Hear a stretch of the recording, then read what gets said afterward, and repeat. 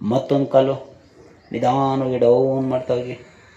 ಪಾದ ಹೋಗಿ ನೆಲ ಮುಟ್ಬಿಡ್ಬೇಕು. ಪಾದ ಹೋಗಿ ನೆಲ ಮುಟ್ಬಿಡ್ಬೇಕು. ಹಾಗೆ ಮಾಡಿ, ನೀಟಾಗಿ ಮಾಡಿ, ಪ್ರಯತ್ನ ಮಾಡಿ. ನೆಲ ಮುಟ್ಟಬೇಕು, ಅಲ್ಲಿ ಚೆನ್ನಾಗಿ ಉಸಿರಾಟ ಮಾಡಿ. ಈ ಆಸನ ಥೈರಾಯ್ಡನ್ನು ಸಕ್ರಿಯ ಹಾಗೂ ಸ್ವಾಸ್ಥ್ಯಗೊಳಿಸುತ್ತದೆ. ಆದುದರಿಂದ ಸ್ಥೂಲತೆ, ದೌರ್ಬಲ್ಯ, ಸೊಂಟದ ವೃದ್ಧಿಗಳು ಕಡಿಮೆಯಾಗುತ್ತದೆ ಹಾಗೂ ಆಯಾಸ ಮೊದಲಾದ ವಿಕಾರಗಳು ಇಲ್ಲವಾಗುತ್ತವೆ. ಡೌನ್ ಮಾಡ್ತಾ ಹೋಗ್ಬೇಕು. ಲೆಫ್ಟ್ ಸೈಡು ಡೌನ್ ಮಾಡ್ತಾ ಹೋಗಿ. ಸಾಧ್ಯವಾದರೆ ಪಾದ ನೆಲ ಮುಟ್ಬಿಡಬೇಕು.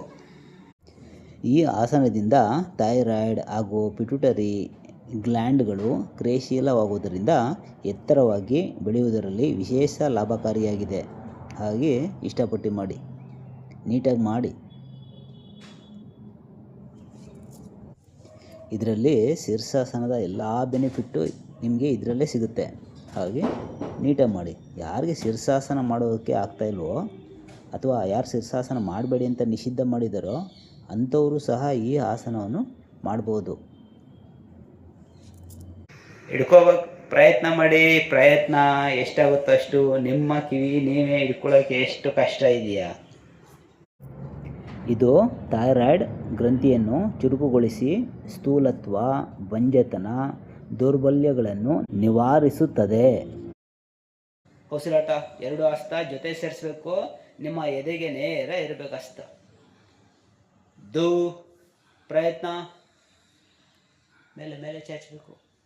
ನಿಮ್ಮ ಎದೆಗೆ ನೇರ ಚಾಚಿ ಮೇಲಕ್ಕೆ. ಪ್ರಯತ್ನ ಮಾಡಿ. ಗಂಟಲು, ಎದೆ ಭಾಗ ರಿಲ್ಯಾಕ್ಸ್.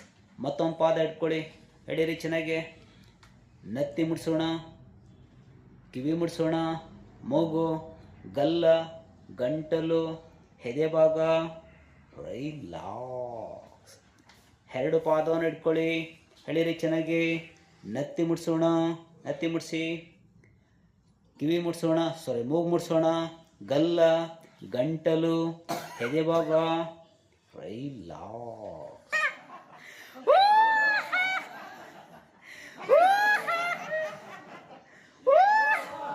ಕೈ ಆಡಿಸ್ಬೇಕು, ಕಾಲು ಆಡಿಸ್ಬೇಕು, ಸ್ಪೀಡ್ ಬರಬೇಕು.